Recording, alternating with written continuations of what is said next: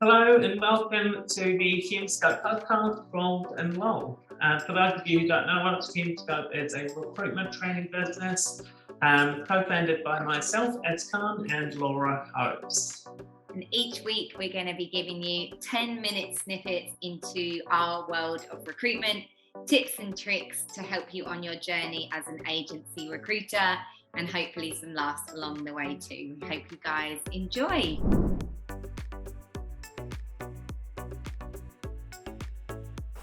Am I in this?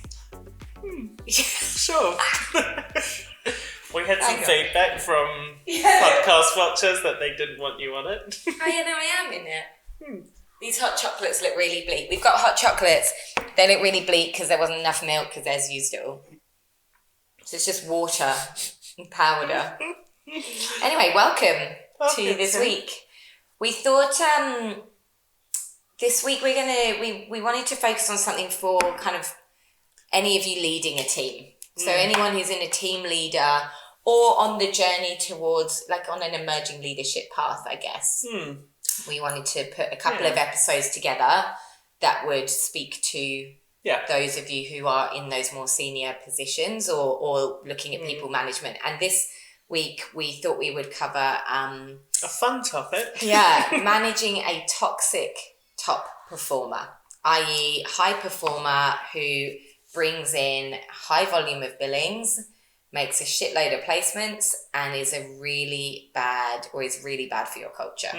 How do you manage that? And, you know, we see so many agencies letting behaviour slide because billings are just put on the pedestal. And guys, whoever's listening to this, when I started my own agency a few years ago, it was focused on rec to rec. And I would say in the first 2 years, I probably interviewed and spoke to, I'd say, well over 2,000 recruiters.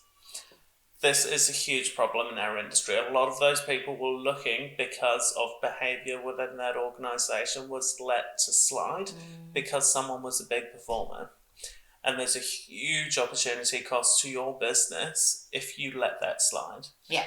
And it's sort of that short-term versus long-term thinking. Of going, well, we can't let them go because they bring in $1 million. I'm like, cool, that's fine, but what's the opportunity cost to your business? Because no one really wants to work there. How many people have you lost as a result? How much billings have you lost as a result of that toxic top performer?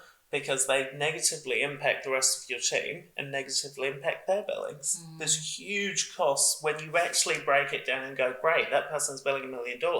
What is the rest of the team doing? How many people have we lost as a result of this person? What's the culture like? Do people enjoy working here?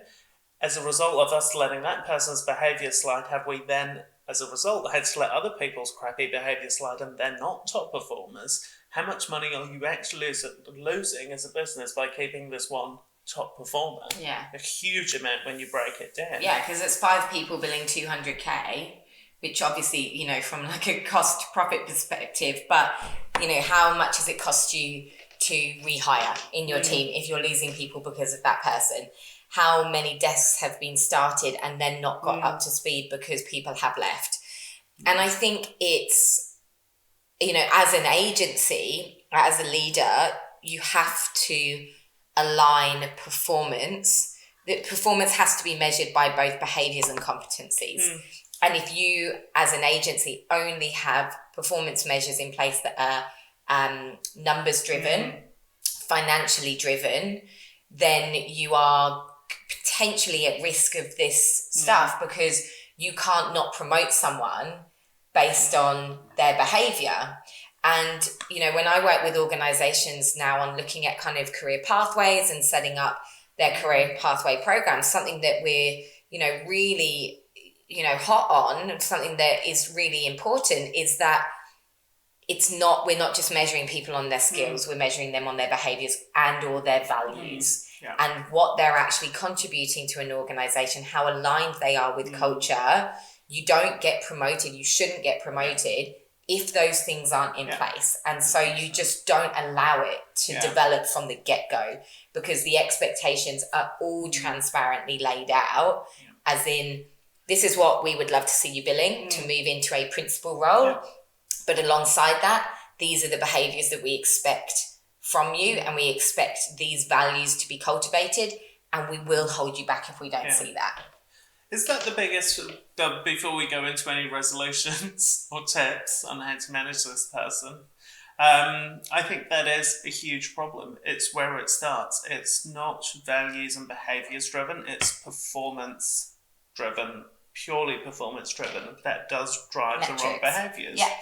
And people learn internally, they go, cool, that person can get away with whatever they want. You can do whatever you want as long as you're billing. F-wit, as long as they're billing, they're totally This is our fine. podcast. You can say fuckwit. I know, I don't know why I said I don't know. You swear like a trooper in our training session. I think it's because I did another podcast and I wouldn't swear on that one. I'm like, F-wit, say fuck. Fuckwit. but it is. It's a challenge for an agency that hasn't typically been focused on behaviours and values and driving that through the team. Because it takes time. That thing does not happen overnight. There's no conversation that you can have with anyone overnight to change the values and behaviours of the business. That's something that is deeply entrenched and something that absolutely has to come from the top and needs to be lived and breathed. It's tough then to manage people on behaviours if you as an organisation as a whole don't understand what good looks like behaviour-wise. Yeah. And if you don't have your values in place. And I think you do have to make a stand for the good of your wider team. And you have to be prepared to lose a high performer with the view of someone will replace them and it will be someone more aligned. You know what I liken it to? Just thought about this. This is very similar to a TOB negotiation.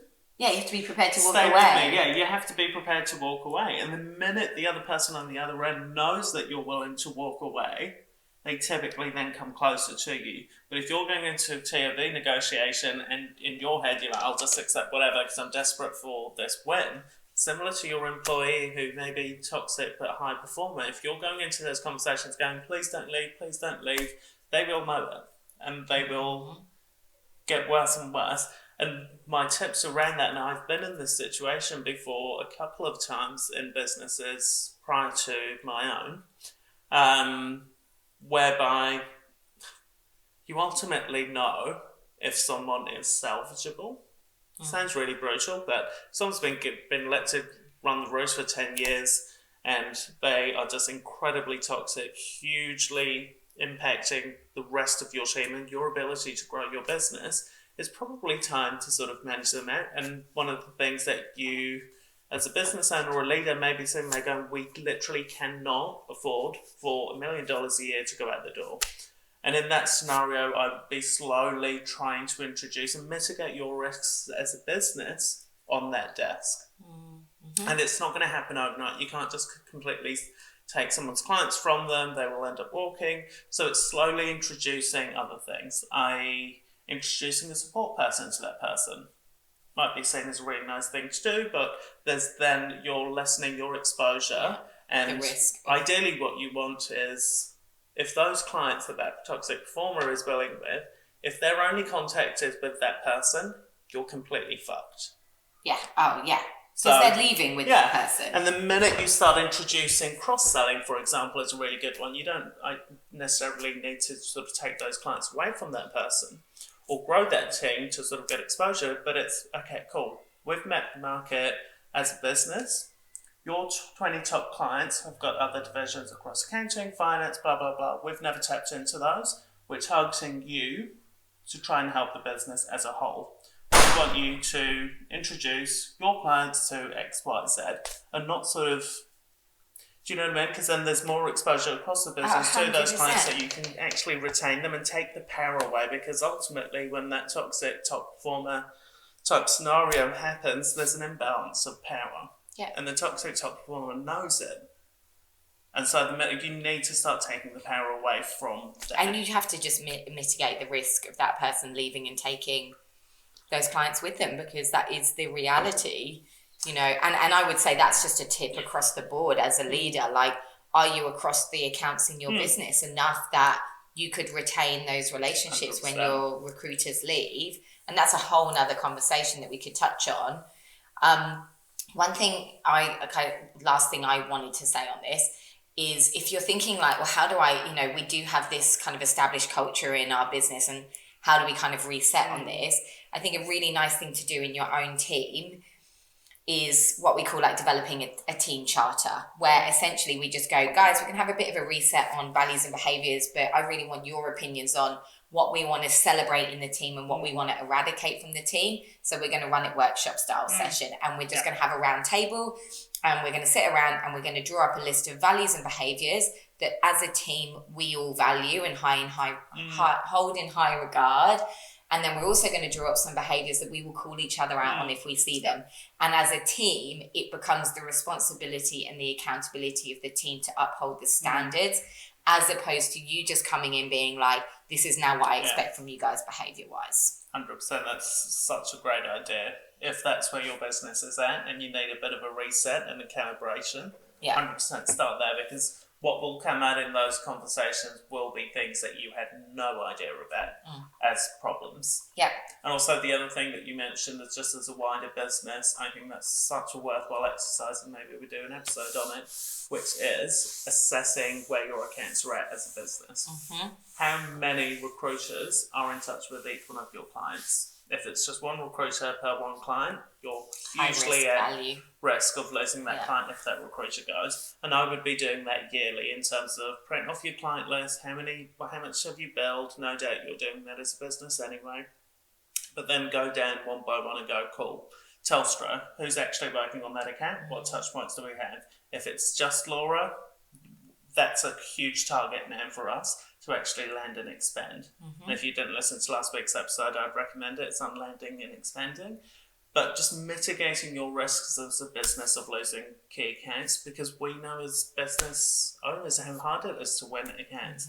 And we can't just then rest on our laurels and go, yeah, Laura's got that. Well, Laura's got it right now, but we don't know when where she Laura's going to be leaves, in a year, 2 years. I'd love that you were like, we could do an episode on this, but you basically just did it. But I think it is a really good, but I think doing an annual, in summary, like doing an annual plan on that of just going, okay, traffic light system, reds are high risk, ambers, we need to do a little bit more work, green, we've got a few people across that account, I've got a good relationship with them, the recruiter. Like, I think you actually need to sit down and do that as a leader and evaluate where you're potentially at risk of losing accounts in the future. It's a great exercise. I was surprised if any business owner or leader in this, listening to this, has not had a scenario whereby they've had someone leave and then they've tried to contact those accounts and try and keep them. The clients don't want to know at that stage because they loved Laura, but Laura's left now, and who the fuck are you? You're starting from scratch. Which is why restraint clauses are just bullshit, because it's so, it's so obvious at that point, like trying to claw back, like, oh, you used to work with this consultant, they're not in the business anymore, we'd love to work with you. Well, this consultant's gone somewhere else. Your restraint clause was anti-competitive. It will never stand up in court. You send your little legal letter. That client already has got other recruiters trying to chase their work. They've already built some relationships with other recruiters that have been knocking their door down, and you're coming in fresh-eyed going, hey, it's me. You're starting from scratch. You're not going to retain that business. So why was this not sort of thought about and mitigated in the start? Yeah. All right. Big subjects covered this week. Happy to have chats with anyone around this sort of stuff if you're facing those kind of issues culturally in your business. Thank you. And if you have any ideas of things that you'd like us to cover, God, I can't even talk. If you have any ideas of things that you would like Laura and I to cover or discuss, please drop us a line and connect with us on LinkedIn. Yeah. See you next week.